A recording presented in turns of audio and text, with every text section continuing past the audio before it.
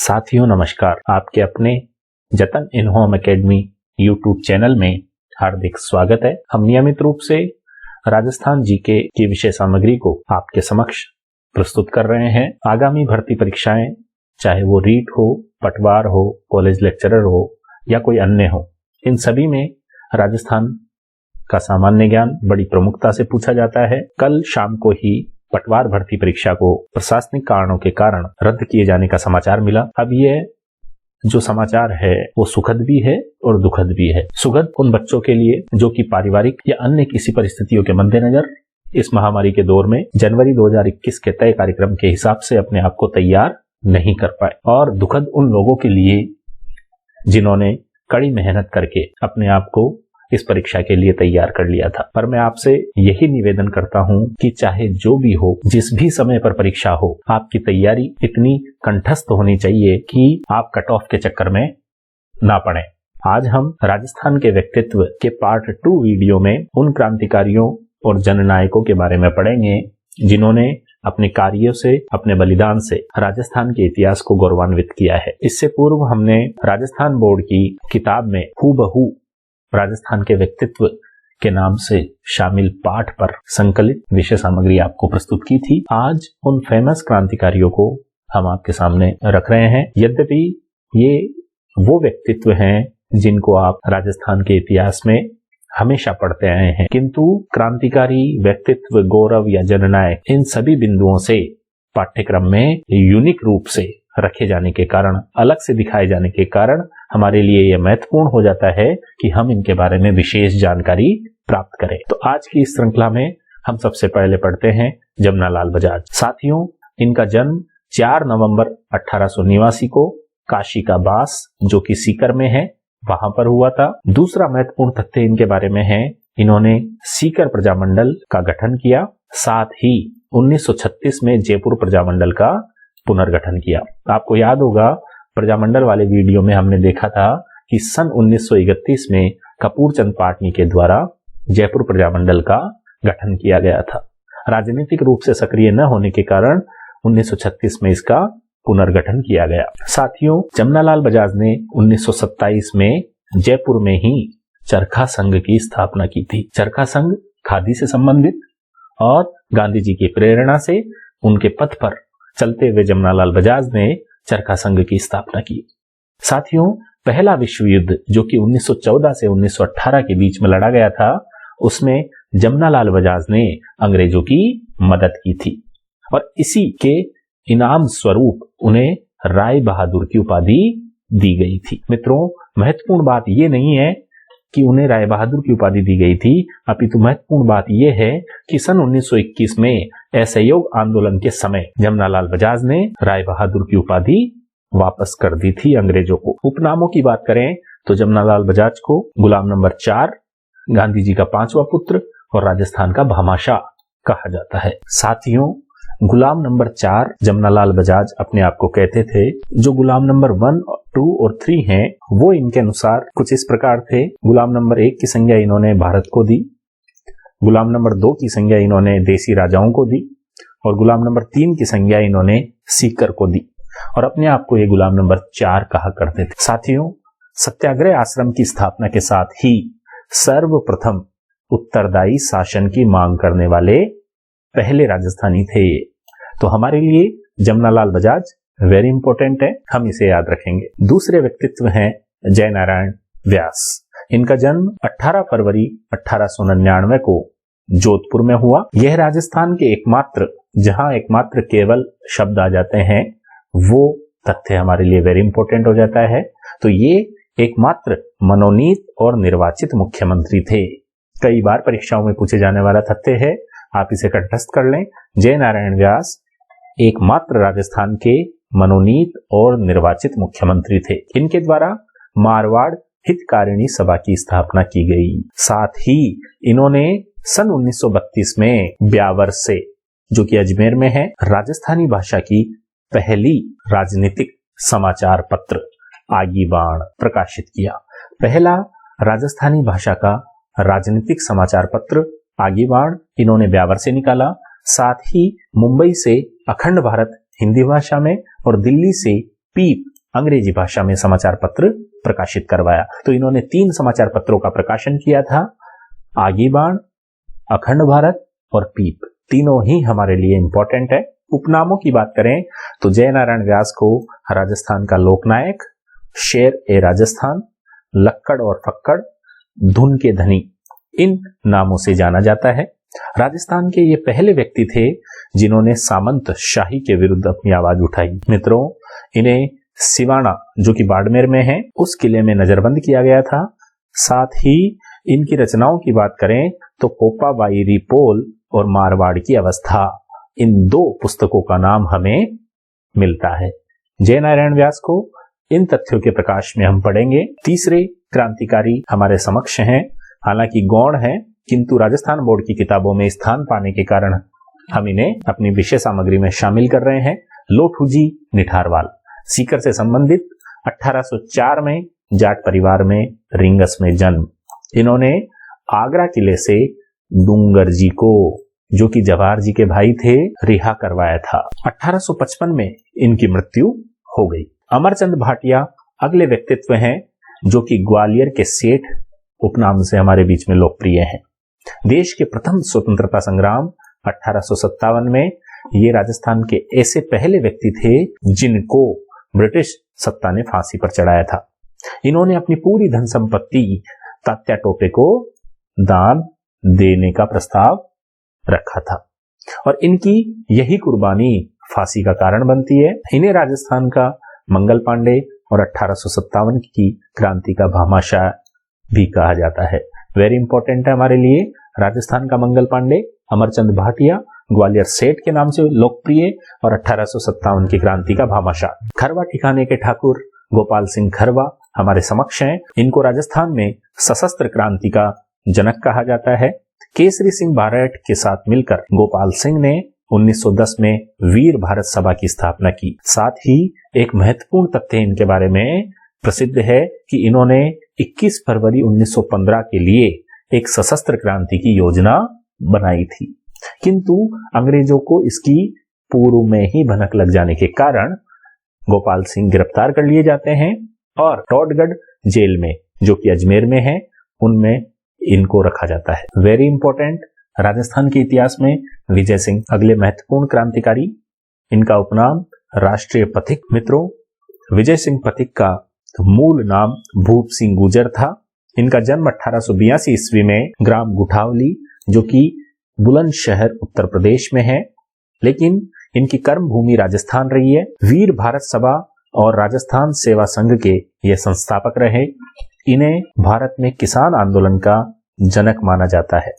Very important fact है, विजय सिंह पथिक भारत में किसान आंदोलन के जनक रहे हैं। बिजोलिया किसान आंदोलन से इनका वेरी क्लोज रिलेशन था। इन्हें राजस्थान केसरी, नवीन राजस्थान और तरुण राजस्थान आदि समाचार पत्रों के द्वारा जन जागरण का कार्य किया था। 1916 में विजय सिंह पथिक किसान पंच बोर्ड बनाते हैं और साधु सीताराम दास को इसका अध्यक्ष बनाया जाता है। साथ ही मुन्ना पटेल की अध्यक्षता में 1917 में ऊपरमाल पंच बोर्ड की स्थापना भी की गई थी। दोनों बोर्ड हमारे लिए खास हैं, हम इन्हें याद अवश्य रखेंगे। उपन्यास की बात करें तो विजय सिंह पथिक ने अजय मेरू नाम से एक उपन्यास की रचना भी की थी। एक ऐसा नाम जिसके बिना राजस्थान के क्रांतिकारियों का जो चैप्टर है वो कंप्लीट नहीं किया जा सकता, वो है अर्जुनलाल सेठी। 1880 से 1941 इनका जीवन काल रहा है और जयपुर से ये संबंधित रहे हैं। राजस्थान में सशस्त्र क्रांति की अलख जगाने वाले सेठी का जन्म जयपुर में हुआ। 1905 में इन्होंने जयपुर में ही जैन शिक्षा प्रचारक समिति की स्थापना की। साथ ही अर्जुनलाल जी ने 1907 में जैन वर्धमान पाठशाला के नाम से जयपुर में एक विद्यालय खोला था, जहां पर क्रांतिकारियों को गुप्त प्रशिक्षण दिया जाता था। मित्रों, तत्कालीन जयपुर के जो महाराजा थे सवाई माधो सिंह द्वितीय, उन्होंने इन्हें राज्य का प्रधानमंत्री बनाने की पेशकश की, किंतु राष्ट्र प्रेम के कारण इन्होंने यह कहते हुए अस्वीकार कर दिया कि अर्जुनलाल नौकरी करेगा तो अंग्रेजों को भारत से कौन निकालेगा। ये इनका प्रसिद्ध वक्तव्य है जो कि अक्सर एग्जाम्स में पूछ लिया जाता है। आरा, जो कि बिहार में है, वहां पर एक चोरी का कांड हुआ था, लूट कांड हुआ था। उसमें सेठी जी को 5 साल की सजा दी गई थी। मित्रों, इस आरा लूटकांड के बारे में पिछली परीक्षाओं में पूछा जा चुका है, आपके लिए महत्वपूर्ण है, याद रखिएगा। सेठी जी को राजस्थान का दधीची और राजस्थान के तिलक की संज्ञा भी दी गई। अजमेर में रहते हुए अर्जुन लाल जी ने शूद्र मुक्ति, स्त्री मुक्ति और महेंद्र कुमार इत्यादि पुस्तकें लिखी। इन्होंने लॉर्ड हार्डिंग पर बम फेंकने की योजना भी बनाई थी। महत्वपूर्ण बात यह है कि काकोरी ट्रेन कांड जो कि 1925 में हुआ था, उसके मुख्य भागीदार अशफाक उल्ला खां को सेठी जी ने शरण दी थी। अंतिम समय में अजमेर दरगाह में बच्चों को अरबी फारसी पढ़ाते हुए 23 दिसंबर 1941 को इनकी मृत्यु हो जाती है, जिससे लोगों ने इन्हें मुसलमान समझकर दफना दिया था। तो मित्रों, कुछ इस प्रकार अर्जुनलाल सेठी जी के जीवन से हमें धार्मिक सहिष्णुता का संदेश और क्रांतिकारिता का संदेश प्राप्त होता है। बारहट परिवार के प्रमुख और महत्वपूर्ण व्यक्ति केसरी सिंह बारहट, जो कि शाहपुरा भीलवाड़ा से संबंधित थे। इनका जीवन काल 1872 से 1941 के बीच में था। इन्हें राजस्थान केसरी या मारवाड़ केसरी और योगी पुरुष इत्यादि उपनामों से जाना जाता था। मित्रों, इनका जन्म 21 नवंबर 1872 को शाहपुरा, जो कि भीलवाड़ा में है, उसके देवपुरा या देवखेड़ा नामक गांव में हुआ था। सन 1903 में वायसराय लॉर्ड कर्जन के द्वारा एक दिल्ली दरबार का आयोजन किया गया था और उसमें उदयपुर के महाराणा फतेह सिंह को आमंत्रित किया गया था। इन फतेह सिंह को दिल्ली दरबार में शामिल होने से रोकने हेतु केसरी सिंह बारहट ने 13 सोरठे चेतावनी रथ चुंगटिया के नाम से लिखे थे और इनको पढ़ने के बाद में महाराणा फतेह सिंह दिल्ली जाने के बावजूद कर्जन के दरबार में शामिल नहीं हुए थे। इन्होंने राजस्थान के सभी क्रांतिकारी गतिविधियों को जोड़ने के लिए वीर भारत सभा की स्थापना 1910 में की थी और इसमें उनका सहयोग गोपाल सिंह खरवा ने किया था। जोधपुर महंत प्यारेलाल की हत्या के आरोप में केसरी सिंह को 20 वर्ष झारखंड जेल में रखा गया था। पुस्तकों की बात करें तो प्रताप चरित्र, दुर्गादास चरित्र, राज सिंह चरित्र और रूठी रानी इत्यादि पुस्तकें हमें इनकी प्राप्त होती हैं। बारहट परिवार के सुपुत्र और महत्वपूर्ण क्रांतिकारी कुंवर प्रताप सिंह, ये भी 1893 से 1918 के समय शाहपुरा में जन्मे। इनका जन्म 1893 में शाहपुरा में हुआ।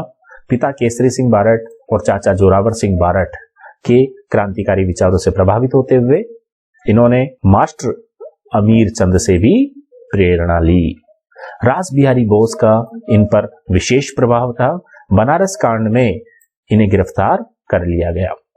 मित्रों, 5 वर्ष के सश्रम कारावास की सजा इस बनारस कांड के संदर्भ में कुंवर प्रताप सिंह को हुई थी।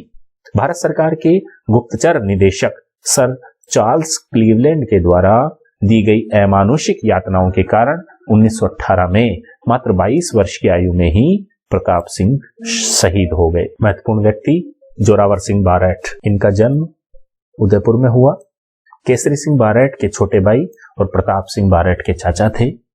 जोरावर सिंह बारहट ने 23 दिसंबर 1912 को लॉर्ड हार्डिंग पर बम फेंका था और इसके पश्चात हार्डिंग बम कांड में इनकी गिरफ्तारी घोषित की गई और इस गिरफ्तारी से बचने हेतु जोरावर सिंह ने अमरदास बैरागी नाम रखा था। इनकी स्मृति में शाहपुरा भीलवाड़ा में प्रतिवर्ष 23 दिसंबर को शहीद दिवस मनाया जाता है। उपनाम की बात करें तो राजस्थान का चंद्रशेखर इन्हें कहा गया। मित्रों, केसरी सिंह बारहट, प्रताप सिंह बारहट और जोरावर सिंह बारहट एक ही परिवार के 3 व्यक्तियों का योगदान राजस्थान की क्रांतिकारी में और इतिहास में लिया जाता है और इसी वजह से रास बिहारी बोस ने यह कहा था कि एकमात्र बारहट परिवार ही है जिसने भारत मां को गुलामी के बंधन से मुक्त कराने के लिए अपने संपूर्ण परिवार को बलिदान कर दिया।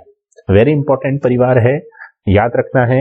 एक एक फैक्ट हम याद रखेंगे। बाल मुकुंद बिस्सा, इनका जन्म 1908 में डीडवाना तहसील के पीलवा गांव में एक साधारण परिवार में हुआ। राजस्थान का जतिन दास इनका उपनाम है क्योंकि इन्होंने जतिन दास की तरह ही जेल में बंदियों के साथ जो गलत व्यवहार होता था उसके खिलाफ लंबी भूख हड़ताल की थी और इसी वजह से इनका भी निधन हो गया था। मित्रों, आपको पता होगा कि भारतीय क्रांतिकारी के रूप में विख्यात जतिन दास की मृत्यु भी जेल में 63 दिनों की भूख हड़ताल के कारण हुई थी और इसी वजह से बाल मुकुंद बिस्सा भी राजस्थान के जतिन दास के रूप में लोकप्रिय हैं।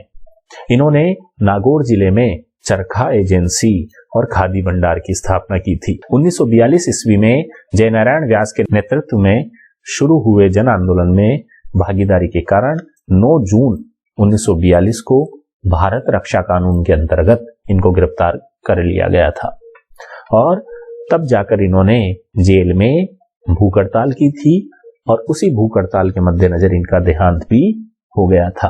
तो बाल मुकुंद बिस्सा हमारे लिए राजस्थान के जतिन दास के रूप में लोकप्रिय हैं, याद रखना है। सागरमल गोपा जैसलमेर से संबंधित वेरी वेरी इंपॉर्टेंट। इन्होंने आजादी के दीवाने, रघुनाथ सिंह का मुकदमा और जैसलमेर का गुंडा राज, इन 3 किताबों की रचना की थी। वेरी इंपॉर्टेंट है, आजादी के दीवाने और जैसलमेर का गुंडा राज। 24 मई 1941 को इन पर राजद्रोह का आरोप लगाकर गिरफ्तार कर लिया गया था। जेल में इनके साथ अमानवीय अत्याचार किए गए और शासक जवाहर सिंह के शासनकाल में जेलर गुमान सिंह के द्वारा जिंदा जला दिया गया केरोसिन का तेल छिड़ककर 1946 ईस्वी में। तो हमारे लिए कुछ तथ्य महत्वपूर्ण हैं। जवाहर सिंह 1946, गुमान सिंह और इनकी मृत्यु के पश्चात गठित किए गए गोपाल स्वरूप पाठक आयोग। इसके अलावा इनकी मृत्यु के पश्चात एक नारा लगाया गया, खून के बदले खून। साथ ही सागरमल गोपा ने सर्वहितकारी वाचनालय की स्थापना भी की थी। अगला महत्वपूर्ण और रोंगटे खड़े कर देने वाला व्यक्तित्व है नानाभाई खाट, जो कि रास्तापाल डूंगरपुर में थे। माणिक्यलाल वर्मा के निर्देशन में डूंगरपुर प्रजामंडल ने उत्तरदायी शासन की स्थापना और रियासती अत्याचारों के विरुद्ध 1947 में आंदोलन चलाया। रास्तापाल के नानाभाई खाट ने प्रतिज्ञा की थी कि जब तक मेरी जान रहेगी तब तक मैं अपने गांव रास्तापाल की पाठशाला बंद नहीं होने दूंगा। मित्रों, 18 जून 1947 को पुलिस सुपरिटेंडेंट और जिला मजिस्ट्रेट जब दलबल सहित ग्राम रास्तापाल पाठशाला बंद कराने पहुंचे तो नानाभाई ने उत्तर दिया, प्रजामंडल के आदेश से ही पाठशाला बंद की जा सकती है। मजिस्ट्रेट ने कहा कि मैं महारावल का आदेश लेकर आया हूं। तभी नानाभाई ने महारावल का आदेश मानने से इनकार कर दिया और जब आदेश मानने से इनकार कर दिया तो डंडों और बंदूकों के कुंदों से पाठशाला के आंगन में ही नानाभाई की पिटाई कर दी गई और इतनी निर्मम पिटाई की गई कि वो अपना दम तोड़ बैठे। तो कुछ इस प्रकार से शिक्षण के प्रति, पाठशाला के प्रति समर्पण नानाभाई खाट, रास्तापाल डूंगर। उसी रास्तापाल की पाठशाला से संबंधित एक विद्यार्थी कालीबाई और महत्वपूर्ण क्रांतिकारी, क्योंकि इन्होंने डूंगरपुर जिले की जो ये रास्तापाल गांव की पाठशाला थी उसमें 13 वर्षीय एक नन्ही बालिका के रूप में अपनी जान न्योछावर कर दी अपने शिक्षक के प्राण बचाने के लिए। पढ़ते हैं इनके लिए एक भील कन्या थी जो कि रास्तापाल में पढ़ती थी। यहाँ पर जून 1947 में डूंगरपुर महारावल के आदेश के बावजूद जब रास्तापाल की पाठशाला बंद नहीं हुई तो अभी हमने पढ़ा नानाभाई खाट के परिदृश्य में कि पाठशाला को बंद कराने के लिए नानाभाई खाट की सिपाहियों द्वारा पिटाई की गई और वहीं पर उनकी हत्या हो गई। मित्रों, इसी के साथ एक और प्रसंग है कि यहाँ पर अध्यापन कार्य कराने वाले सेंघा भाई को ट्रक से बांधकर जब ले जाया गया तो भील बालिका कालीबाई ने अपनी दराती से सेंघा भाई के कमर से बंधी हुई रस्सी काट दी और इस पर पुलिस ने 18 जून 1947 को गोलियां चला दी और इसी गोलीकांड में घायल होकर कालीबाई ने 2 दिन बाद 20 जून 1947 को दम तोड़ दिया। तो 13 वर्षीय भील कन्या कालीबाई, इनका स्मारक रास्तापाल डूंगरपुर में वर्तमान में स्थापित है। बहुत ही प्रेरणादायक व्यक्तित्व। झलकारी बाई झांसी की रानी लक्ष्मीबाई की नियमित सेना में महिला शाखा दुर्गा दल की यह सेनापति थी और झांसी में ही इनका जन्म हुआ था। हालांकि राजस्थान से ये विशेष रूप से संबंधित नहीं है, किंतु रानी लक्ष्मीबाई की हमशक्ल ये मानी गई। अजमेर में इनका स्मारक निर्मित है जहां पर इनकी प्रतिमा भी स्थापित की गई है। राजस्थान बोर्ड की किताब में और अजमेर में इनका स्मारक होने के कारण हमने आज के इस विशेष सामग्री में इनको शामिल किया है। सरदार हरलाल सिंह जो कि झुंझुनू से संबंधित है, अगले व्यक्तित्व हैं। इनका जन्म झुंझुनू में हनुमानपुरा गांव में 1901 में हुआ। अशिक्षित होने के बावजूद भी इन्होंने अपने सहयोगियों को कुशल नेतृत्व प्रदान किया और इसी कारण इन्हें सरदार की उपाधि मिली। इन्होंने विद्यार्थी भवन की झुंझुनू में स्थापना की और किसान और प्रजामंडल आंदोलन में ये सक्रिय रहे। कप्तान दुर्गा प्रसाद जो कि नीम का थाना सीकर से संबंधित थे, इनका जन्म 1905 में हुआ। इनकी प्रारंभिक शिक्षा अर्जुनलाल सेठी की वर्धमान पाठशाला में हुई और इन्होंने एक पत्रकार के रूप में अपनी पहचान बनाई। दुर्गा प्रसाद, नीम का थाना, पत्रकार, याद रखने योग्य हैं। जानकी देवी बजाज का जन्म लक्ष्मणगढ़ के सेठ गिरधारी लाल जाजोदिया के यहाँ पर 1893 में मध्य प्रदेश के जावरा कस्बे में हुआ। 1902 में जानकी देवी बजाज का जमनालाल जी के साथ विवाह हुआ और जयपुर प्रजामंडल के 1944 ईस्वी के अधिवेशन के समय ये उसकी अध्यक्षा चुनी गई। तो मित्रों, जमनालाल बजाज के साथ जानकी देवी बजाज हमारे लिए महत्वपूर्ण है। अगले क्रांतिकारी हैं रामनारायण चौधरी। 1896 में नीम का थाना सीकर में इनका जन्म हुआ। बेंगू और बूंदी किसान आंदोलन के नेतृत्वकर्ता ये माने गए थे और 1932 ईस्वी में हरिजन सेवक संघ की स्थापना इन्होंने की थी। दैनिक नवज्योति और तरुण राजस्थान नामक समाचार पत्रों के संपादक भी रामनारायण चौधरी रहे थे। अंजना देवी चौधरी, सीकर से संबंधित, 1897 में जन्म, श्री माधोपुर सीकर में मध्यम वर्गीय अग्रवाल परिवार में। 1911 ईस्वी में इनका विवाह रामनारायण चौधरी से हुआ और अपने पति की इच्छा अनुसार 20 वर्ष की आयु में इन्होंने पर्दा प्रथा त्याग कर राष्ट्रीय स्वतंत्रता आंदोलन में सहयोग करने का संकल्प लिया। अंजना देवी रियासती जनता में गिरफ्तार होने वाली पहली महिला थी।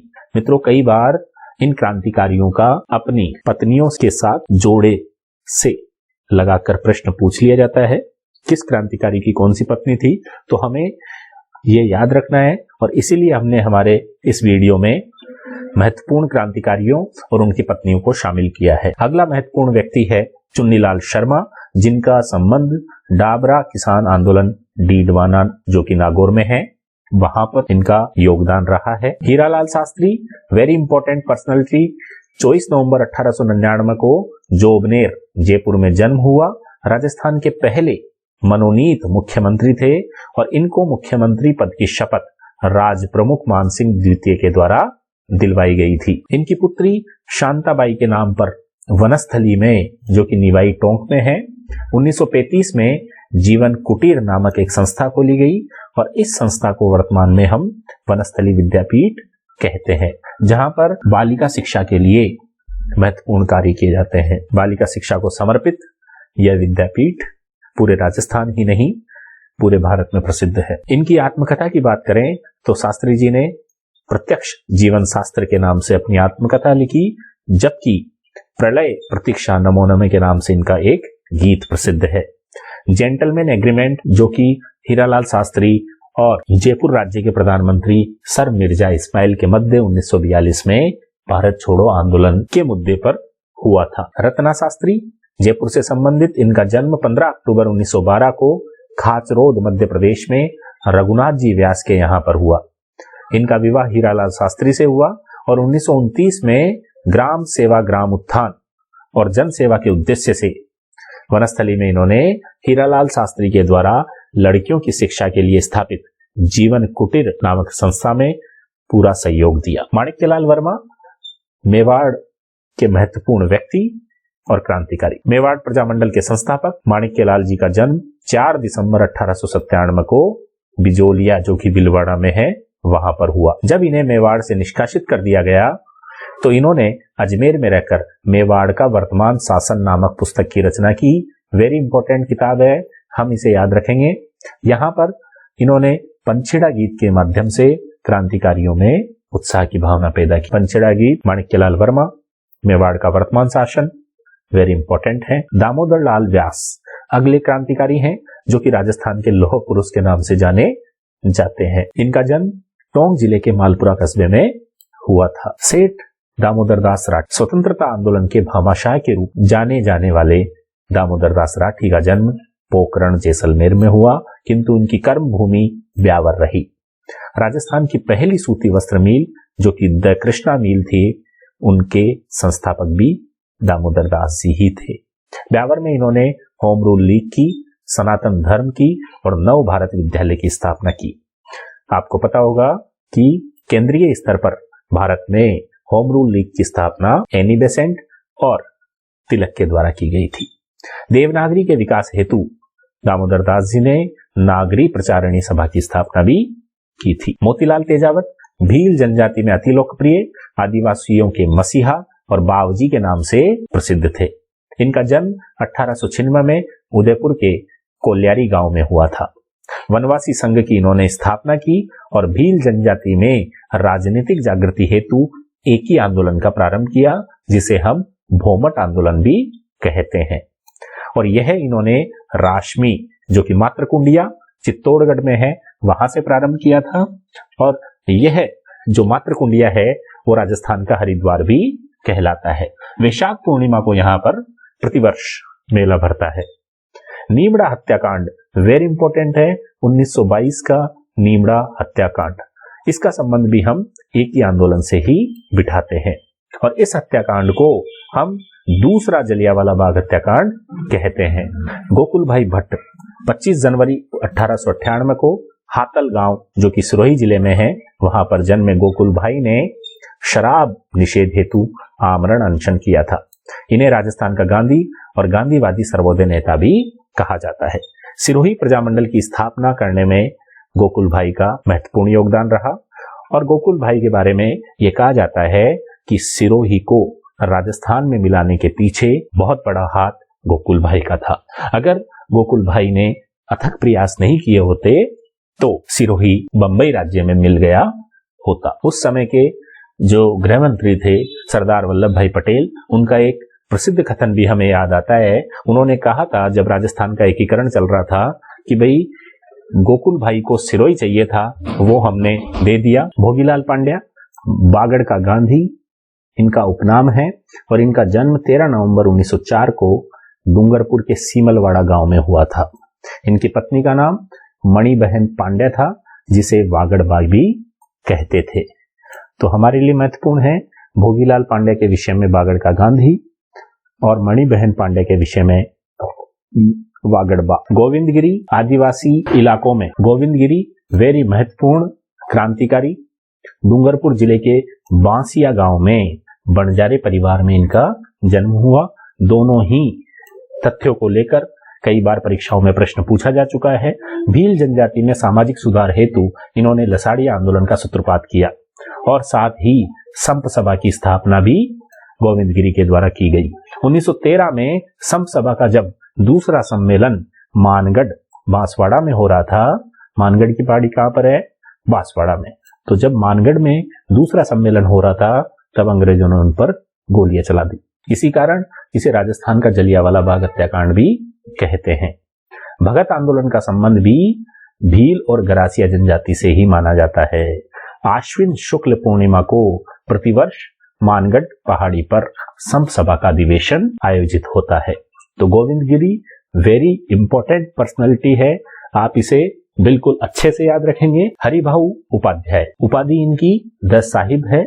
त्याग भूमि समाचार पत्र के संपादक उपाध्याय का जन्म 1892 में मध्य प्रदेश के ग्वालियर के भोरासा गांव में हुआ। इन्होंने हटुंडी अजमेर में महिला शिक्षा सदन और गांधी आश्रम की स्थापना की थी। साथ ही 1952 में अजमेर राज्य के पहले मुख्यमंत्री के रूप में हरिभाऊ उपाध्याय ने पदभार ग्रहण किया था। जब राजस्थान का एकीकरण संपन्न हुआ उस समय ही, क्योंकि अजमेर मेरवाड़ा एक केंद्र शासित प्रदेश था, तो यहाँ पर एकीकरण की प्रक्रिया के दौरान जब यहाँ के मुख्यमंत्री का नाम आया तो उस पद को सुशोभित हरिभाऊ ने किया था। पत्रिकाएं इनकी देखें तो औदुंबर, सरस्वती और नवजीवन 3 पत्रिकाएं हमें प्राप्त होती है जो कि इन्होंने लिखी थी।